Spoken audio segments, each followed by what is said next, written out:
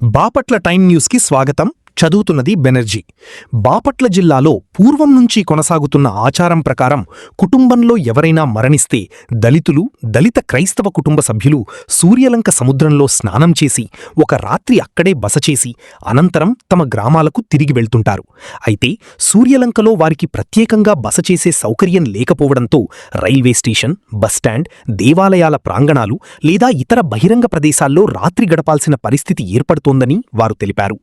ఈరోజు బాపట్ల జిల్లా కలెక్టర్ గారిని ప్రజా సమస్యల వేదికలో ఈరోజు కలవడం జరిగింది.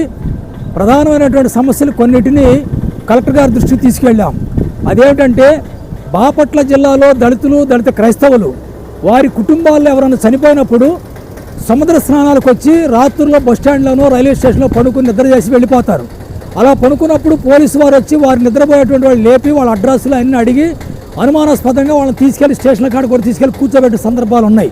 అందుకని మేమేం అడిగామంటే గతంలో ఉన్న కలెక్టర్ గారిని కూడా అడిగాం, ఒక రూమ్ కట్టించండి సూర్యలంకలో, ఆ రూమ్లో అక్కడే స్నానం చేసి ఆ రూమ్లో నైట్ పడుకుని పొద్దున్నే వెళ్ళిపోతారని చెప్పాం.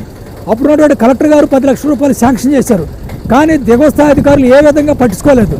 మరలా ఈరోజు కలెక్టర్ గారు కలవగానే పంచాయతీరాజ్ వారికి ప్రత్యేకంగా చెప్పి ఇమీడియట్గా దళితులు, దళిత క్రైస్తవులు వాళ్ళ ఆచార పద్ధతిగా నిర్వహించుకున్నటువంటి ఒక రూమును కట్టి వాళ్ళకి ఇవ్వమని కూడా చెప్పారు. వారికి అభినందన తెలియజేస్తున్నాం.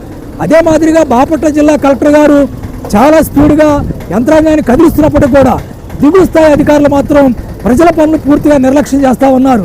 ఇవాళ బాపట్ల, పిట్లవారిపాలెం, కర్లపాలెం మండలంలో రెవెన్యూ అధికారులు పూర్తిగా నిర్లక్ష్యం చేస్తున్నారు. ఒక చిన్న సర్వే చేయడానికి కూడా, ల్యాండ్ సర్వే చేయడానికి సర్వే చేస్తున్నటువంటి అధికారులు రోజు వాయిదాలేసి నెలల పడంతరం తిప్పుతూ ఉన్నారు. అయినా కూడా మరలా వస్తూనే ఉన్నారు బాధితులు. మరి ముఖ్యంగా కొత్తగా వచ్చినటువంటి మున్సిపల్ కమిషనర్ గారు ఆమె రాగానే భీమవరంపాలెం వెళ్ళి విజిట్ చేసింది. కానీ మేము ఏం చెబుతున్నామంటే ఎట్టివారిపాలెం, మూర్తిలక్ష్మి నగరు, అంబేద్కర్ నగరు, వెంగళవిహారు, డిఎంపల్లి రకరకాల ప్రాంతాల్లో దళితులు నివాసం ఉన్న ప్రాంతాల్లో మున్సిపల్ కమిషనర్ వెళ్ళి అక్కడ కుక్కలు ఎలా ఉన్నాయి, కుక్కల బెడద ఎలా ఉంది, అదే మాదిరి డ్రైనేజ్ సిస్టమ్ ఎలా ఉంది, శానిటరీ సెక్షన్ ఎలా నడుస్తుంది. అందుకని మున్సిపల్ కమిషనర్ గారు రోజు ఉదయం ఒక కాలనీ, సాయంత్రం ఒక కాలనీ విజిట్ చేసి మా దళిత పేదల నివాసం ఉన్న ప్రాంతాలని వెరిఫై చేయమని కూడా కలెక్టర్ గారి దృష్టికి తీసుకెళ్ళాం. సానుకూలంగా స్పందించారు.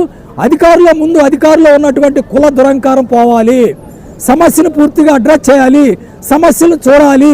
అది చిన్నదా పెద్దనే కాదు, ఎక్కడెక్కడో రేపాల నుంచి, ఎక్కడెక్కడో మాటు నుంచి, దూర ప్రాంతాల నుంచి ఇక్కడికి వస్తున్నటువంటి వారి సమస్యల్ని చూడకుండా వాయిదాలేస్తూ మరలా కలెక్టర్ గారికి చెడ్డ పేరు తీసుకొస్తా ఉన్నారు దిగువ స్థాయి అధికారులను కూడా ఈ సందర్భంగా తెలియజేస్తున్నాం. జై భీమ్.